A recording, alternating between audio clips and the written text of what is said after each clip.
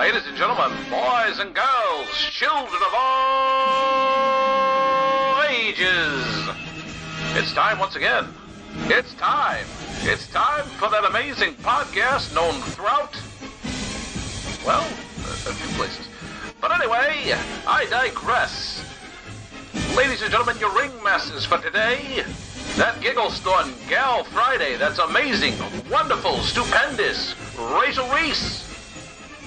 And then she hired some clown from the Bowery. He's kind of angry, cranky, and he smells. Yeah, his name doesn't matter. But anyway, on to the podcast. D.U.H, Department of Understanding Humans, yeah. So, I have my badge. I have my badge too. I have my badge. My badge is special. It has like all hologram on it and everything. Does it? I didn't even look at it that close. I think so. I was so one-track mind focused that I just was like, the whole day was a blur to me. It was a blur? Yeah, it really was. You don't remember the great people we met? No, I remember the great people we met, and I remember the conversations. And I sure as heck remember the 30-something giggle snorts. The 30 giggles. 30-something. 30-something, because there were some that didn't get counted because it was, like, off mic. And I was... I was broke me. Yeah, you broke me at one point. 3 times I broke you. At one point, yeah. There was one point in the podcast you totally and utterly destroyed me. I was done. You were getting ready to walk away. I was like, no! I needed a minute. I needed more of that alcoholic ice cream. Oh, God, that ice cream was good. Daddy O'Brien's. Was that what it was? Daddy O'Brien or Patty O'Brien's? Daddy O'Brien's. Patty O'Brien's? Daddy O'Brien. One of the two. It's on the podcast. You can hear it. It is on the podcast. And they were so good. When we were called Best Live Podcast. Is that fair? I mean, there were so many really great live podcasts. There were so many great podcasts, but you know what? I like the fact that we got titled Best Live Podcast. So, The Witcher. Have you heard about this? No, I have not. Okay. I know the game. You know the game. Okay, so The Witcher started off as a series of books and has become a huge, successful game that has a very vast fandom. And it's, I believe it's PlayStation or maybe even PC, but it's a single-player game. I think it's one person. I don't know if it's co-op. I'd have to look at that. But anyway, so Netflix is picking it up for a series, a live-action series. Which right, I've seen one of the people I follow, Tani Harrison, is up for the role of the girl. She's on Instagram. She does all these cosplays and goes to the cons like DragonCon, that kind of stuff.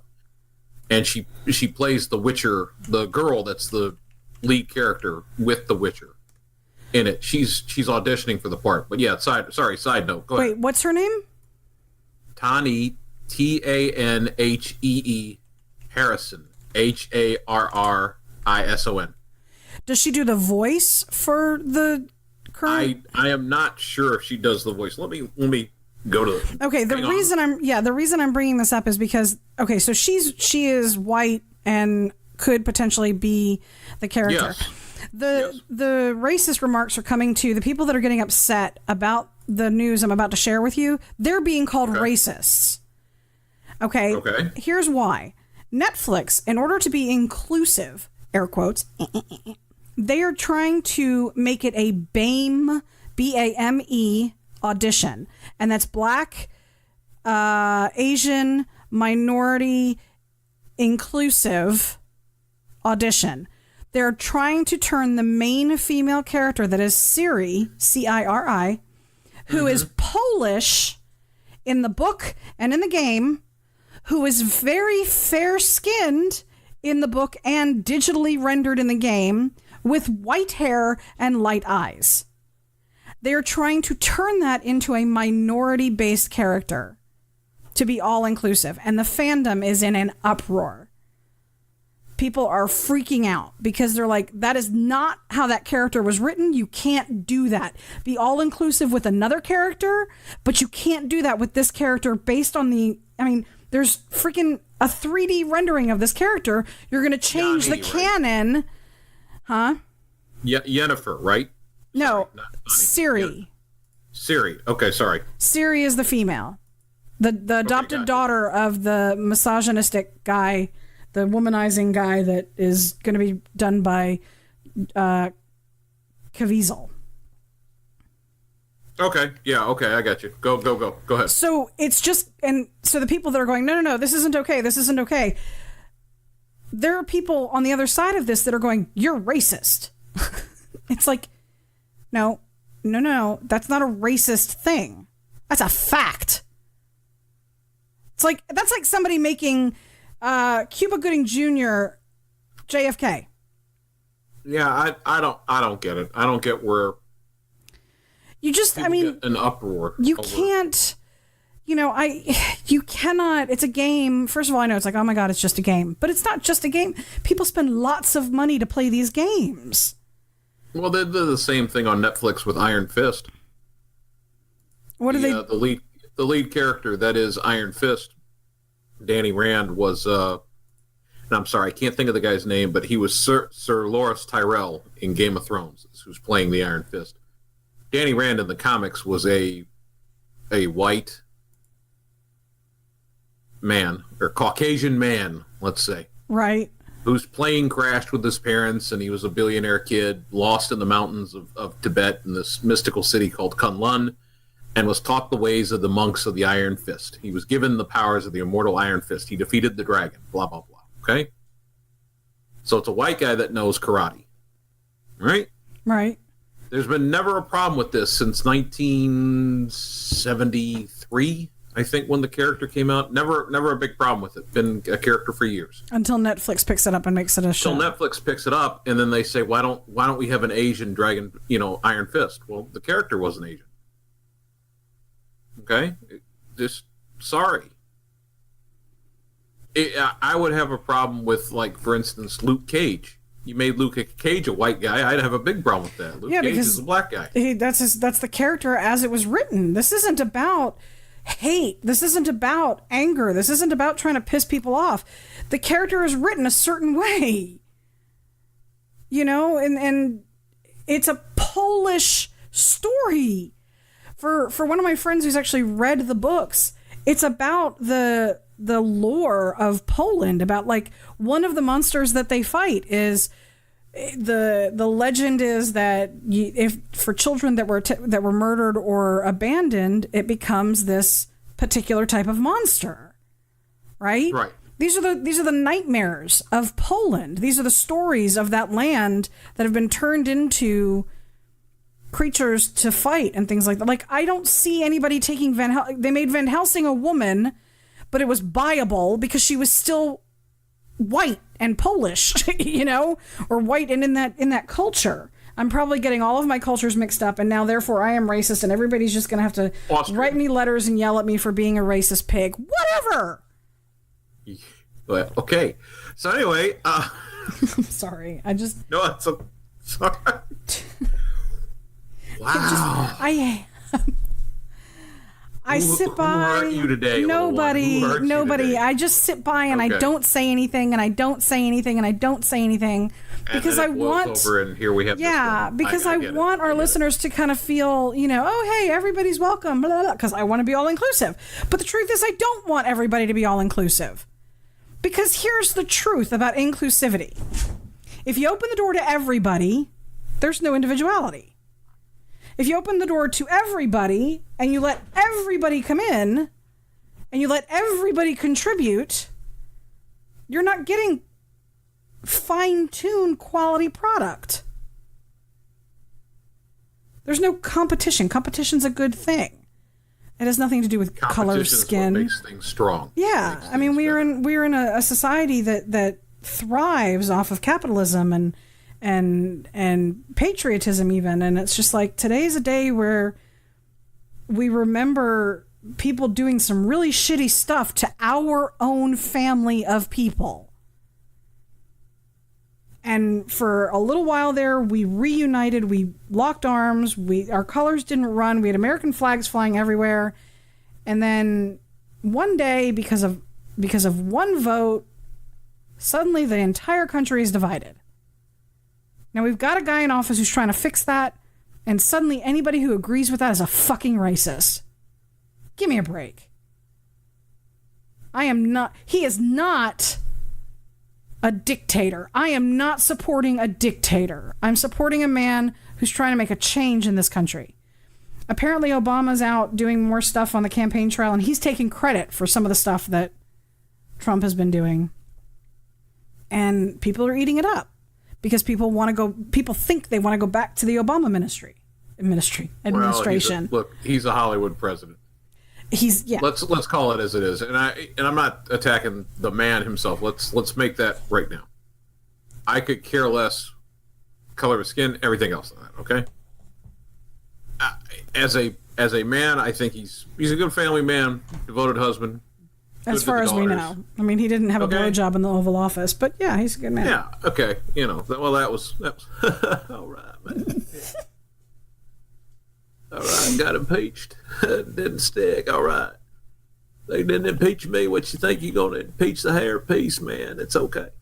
I was drinking tea when you started that. Calm down, baby. It's okay.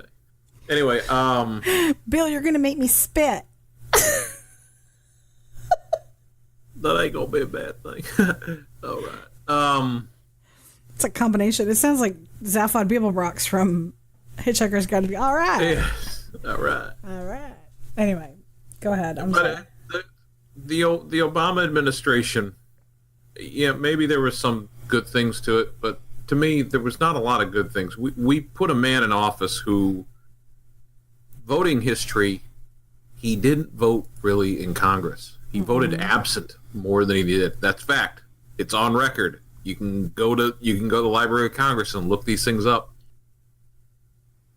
They found a young, charismatic man to run for president, and he won twice because Republicans really didn't have anybody to win. And an agenda was pushed through our country. There was a lot of agendas pushed through our country. Some agendas were good, and a lot of agendas were not good. For instance, the doling out of money. Let's put more money into things. We need to, if we're out of jobs, guess what? We'll create this stimulus bill. Well, it didn't create jobs for construction and everything else. Right. It gave the same jobs to the same people that had them. It did not spread the wealth like it was supposed to. It didn't give any opportunity. The same jobs went to the same people. And then our credit rating went down as a country. Our inflation went up. And we taxed the people. Now, I'm not a corporate fan, but I also understand how we have to do business in our country. Mm-hmm. They have to have some give and take. There has to be some breaks. They have to follow some rules, but there has to be some give and take, some incentives for them to stay here. And for 8 years, our economy went down, down, down. Taxes went up, up, up. The corporate tax rate ended up being 36%. Right. And we wondered why jobs were leaving the country, or more jobs were leaving the country. Now it's at 21%. Our unemployment is low. It's at 4. I think the last statistic was like 3.9%. Okay, 3.9. All right. And now people go, we need to tax corporate. Well, yeah, I think corporations should pay a little bit more, but the more we tax them and keep take, they'll go to other countries where there's no taxes. Mm-hmm. They have the break. So we need to follow that plan to keep our economy strong. I'm not being any side. This is simple capitalist business statistics. Right. Nothing more. If you nothing less. overtax a company, we're not going to have jobs. I mean, it's just... We're just not. There was an idea. The girl, the young lady that's running for Congress who didn't know what socialism was. That still boggles me. How? Right. She just graduated college and she's running for office. Yes. And what state is this? New York.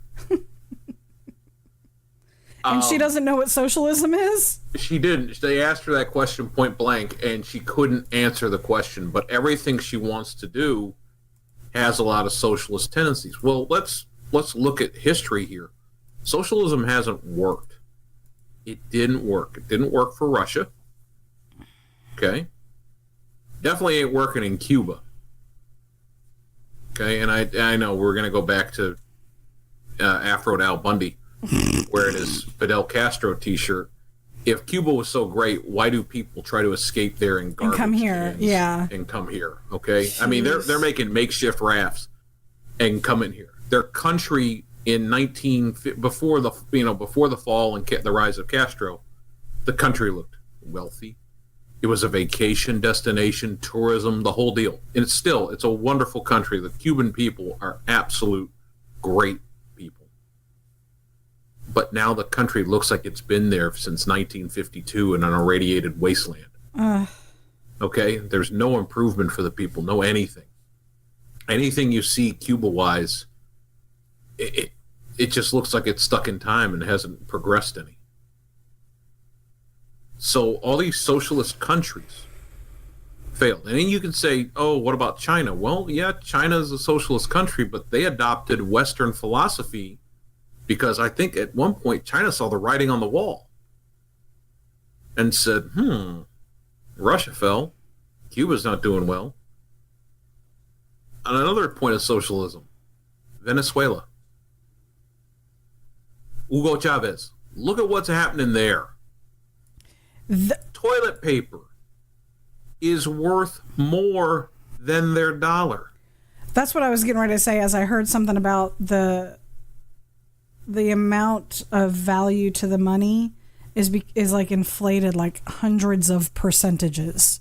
And they think by adding more, like raising the wages and doing all this stuff is going to solve the problem. They can't feed the wealthiest people there. Right. Because everything, the government, and it's a corrupt government, make no mistake, takes 1 for the people, 10 for us. 1 for the people, 10 for us. Socialism doesn't work. Maybe in an ideal society, like a Star Trek society, maybe it works. Okay? Maybe a science fiction story. But right now, it doesn't work. Hard work, perseverance will get you what you need. Bottom line. Yeah. Anyway, moving on, because we both got on our soapboxes. Hopefully we've enlightened some people. Or angered a bunch of people. 25 minutes. I'm sure we've angered some people. Hey, look out there, pitchforks and torches. Hi, look. Hey, hi. How are you? Anyway. Oh.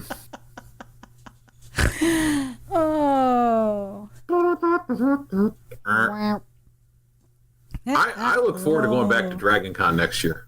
I do too, now that we're better equipped to know what to deal with. Now that we know which building to go to. That was actually kind of funny. We get there, we go to our building, we're ready to go. No, you can't come in here. Like, what? No, we're here. This is who we are. No, you got to go into this building 2 blocks down and check in. And for God's sakes, when you check in, follow the blue line. Oh my gosh. Lord almighty, follow the blue line. Okay, so you better follow that goddamn blue line. I'm just telling you right now. That part of the problem was I didn't do all my homework before we went. I was very overwhelmed with all of the people and... Oh, you were fine. You think I was fine. I was putting on a good act. I have social anxiety. I have a hard time with large groups of people. So I didn't properly vet the map and where we needed to go and things like that. And that kind of caused a little bit of an issue just because we weren't ready to walk 6 blocks, or not 6 blocks, but 2 blocks down, 2 blocks up, then whatever, blah, blah, blah. So not a big deal. We know that for future. No, it wasn't a big deal. In the future, I will make sure that we have a banner, because I was like, man, I was going to print out a banner for the venue, which we'll do next time. And I think what we might want to do is the podcasts leading up to it, start having a contest. Like, if you're going to be at DragonCon, come by and see this is the golden key. Come get it, kind of a thing. So that would be fun, because I thought about that after we did it, but we had a really good crowd. They were really fun. The group of people we did. And they kept coming in. We had more people coming in. They were really fun. I really appreciated the group that was there. I enjoyed our drinkers in kilts. Yes, our drinkers in kilts who came in eating alcoholic ice cream and then stayed drinking God knows My what. Cubs fan from Dalton, Illinois. There you go. Our fellows from LJ, Georgia. Yes. And I have to apologize to the guy I kept calling Brewster. I looked at a video that was posted, and he really, to me, it looked like he was wearing like the Hoboken Bulls hat. And it from wasn't. Brewster's Million, and it wasn't. It was actually the Durham Bulls hat, and I kept calling the guy Brewster from Brewster's Million, and he played along with it really well. So, thanks, dude. Thanks for seeing that I was just not really paying attention to what hat you were wearing until I looked and I went, wait a minute, that's a Durham Bulls hat. Oh man. But because he did. I thought he had a white Cubs jersey on. He was a good sport, and he let us. He was a good sport about it. I feel bad though. But honestly, even if it was the wrong hat, he still looked like Brewster's Million to me. He did. He looked looked like Brewster from Brewster's Million. Because the hair, the face, he had the whole look. Even if he didn't mean to do that, and I'm not. He even had the mustache. Yeah, that's what was killer to me. It was like, I swear it was Richard Pryor sitting in there in a Brewster's Million look. Like, but whatever. Thank you to DragonCon. Thank you to the podcast track. I know that Charles McFall has worked his butt off to make sure that those of us who are doing podcasts for the podcast track got everything that we needed. And we made some more new friends walking around. We made Valkyrie cosplay, who was Princess Peach. If you look on the Dove website, you can see a picture of her. Or the Facebook, the Dove Facebook. The Facebook. Excuse me. Cerzion, excuse me, who was a dryad, who won. She actually won a contest for best new prop. So did Valkyrie cosplay. She won for best new cosplay. So 2 award winners there. And then that geeky chick, though, at 900 as Peggy Carter and the original Captain America. They were so cute. They were adorable. Oh my God! I'm so glad you got a picture of them and put them on our Facebook. And if you haven't seen this stuff yet, go to our Facebook page, because we did the live feed from DragonCon, which is in better quality than my phone. And my phone is on my Facebook, but we definitely have the DragonCon quality. And then, but all the pictures that Chris took during DragonCon are on our Facebook page, Facebook / I believe it's Podcasting, D.U.H. Podcasting. I can't believe I don't know my own Facebook. Let me look. Oh my God. Facebook. There is one thing. I've got the names of a lot of the people we met. Okay. But for the life of me, I wrote it down on a scrap of paper because I was just standing outside where we were kind of waiting for things to move along.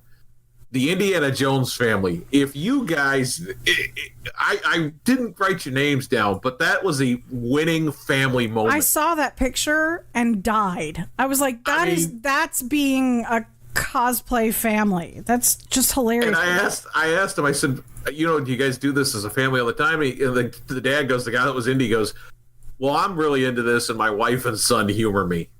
So this is like their thing. I don't think it's up on the Facebook page. It is. I'm looking at it right now. It's called DragonCon Time, and there it is. There's the picture of Indy, Short Round. His son is Short Round, and his wife as oh yes, the Kate Capshaw. The Kate Capshaw character. Hello, lady. Hello, lady. No time for love, Dr. Jones. Not today, Dr. Jones. Not today, Dr. Jones. Yeah, it's good and stuff. And then Jay Alexander as Jay Garrick, the classic Flash. That was awesome. I saw him as we were walking out. And I mean, he made his helmet, which was even cooler. It's a little pith helmet. Oh yeah. It's a pith helmet. No, that thing was metal. It is. He actually had a metal helmet that he made himself. Jeez. Oh. And then there's our pictures of Caesarion and the Doctor, who I was like, David Tennant. Oh no, it's not David Tennant. I had to do a double take on him, and he had a great accent, and he had on Chuck Taylors also. So I was wearing my Chuck Taylors, and I was like, nice shoes. And I pointed to his and then pointed to mine. It was great.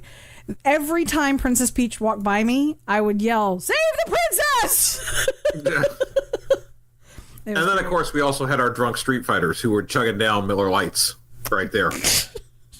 Yes. My man with his Zangief outfit with the Lee press-on hair on his chest. He was like, "Oh, you got to take a picture? I got to do some push-ups." I'm like, "Really? You wait, what?" No, and he's doing them. He's really doing push-ups. Because it makes everything look bulky.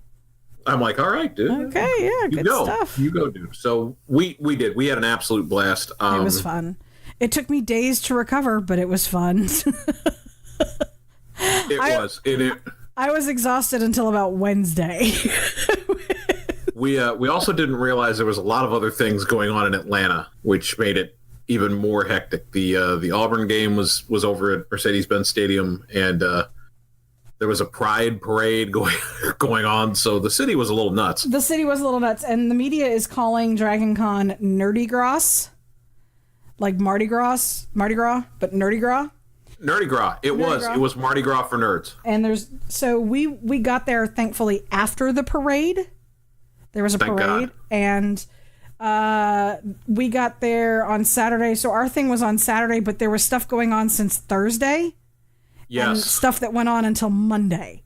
And so next year, if we're gonna like do any of it, we're gonna be there the whole time. Yeah, because I think and now unfortunately Alfie Allen did not show up.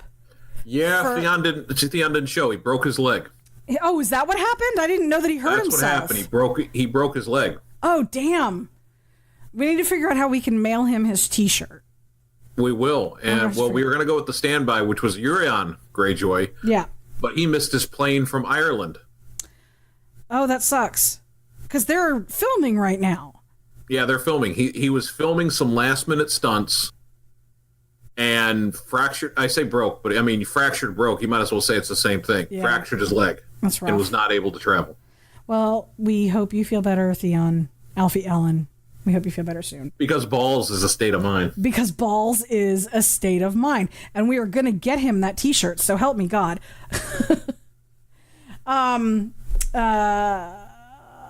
We missed Kyle from Because Science. Yes. I'm sad about that. And we missed Nick Frost. We missed Nick Frost. We also missed Felicia Day. Yeah, I mean, there was a lot of people we missed. We did. We missed a lot. Because they were in a totally different building at or they didn't come. Odd times. Like, they were, like, I think some of them that we even wanted to see were on Sunday. Like, I think Nick Frost was Sunday. Yeah, come to find out, he wasn't making the Saturday appearance, but he made the Sunday, like, afternoon appearance. It's a lot of appearances. we didn't have the passes for Sunday. We only got a day pass. We only got 1 day. Because, well, but next year, by God, we're doing the week. If I have to pony the dough, we will do the whole weekend. And I'll wear more comfortable shoes. My Chuck Taylors were brand new and gave me blisters, so it's okay. You got to wear the comfy shoes. And we'll even stay in the hotel. We'll give the Hilton or the Sheraton or the Marriott, one of the three, the business. Yeah, why not? We'll have to plan ahead of time so that we know that we can get a room. Well, if we do it, we got to start planning now because apparently it books up. Yeah, it does, because this is a big deal. It's a big deal. It's Nerdy Gras. Nerdy Gras. Yeah. Other than that, Burt Reynolds. Bye, Burt. Burt. Bye, Burt. He's racing with Dom now. He's with Dom DeLuise. Dun, dun, dun! I know this has got nothing to do with Burt Reynolds dying, but the best, one of the best skits on Saturday Night Live was Celebrity Jeopardy. And Norm Macdonald, out of anybody I know, does the best Burt Reynolds imitation. Does he really? Oh my God, it's so spot on. He even gets like the when he's chewing the gum, and he's like chewing the gum on the side and smacking it. And Will Ferrell always played Alex Trebek, and he goes, "We see Burt Reynolds has changed his name to Turd Ferguson." Yeah, Turd. Burt, for God's sake, change your name right. Nope, Turd Ferguson. That's who I am now. Oh, just he was historically funny. He actually had a good sense of humor. He was brutal with the media, though. Oh yeah, I don't think he was a very big fan Holy of smokes. media. There's a clip that's playing where Adam Sandler remade The Longest Yard, or a new version of it. Oh right, and Burt Reynolds was in it, and this reporter who's interviewing him on the red carpet says, "No, I never saw the movie. I really don't know who you are." And Reynolds kind of looks at him and then he slaps him in the face, and then walks off going, "Next time, do your homework, kid," and then walks on. Oh my gosh. Nice. Well done. Okay. This Burt. Holy Burt. Okay, Burt. Hi, Burt. Wasn't he like the first? Hi, Burt. Wasn't he like the first Playgirl? I think so. He did. It was Cosmo or Playgirl or something where he was the centerfold, covering his junk laying there. Burt Reynolds. So anyway, made chest hair sexy.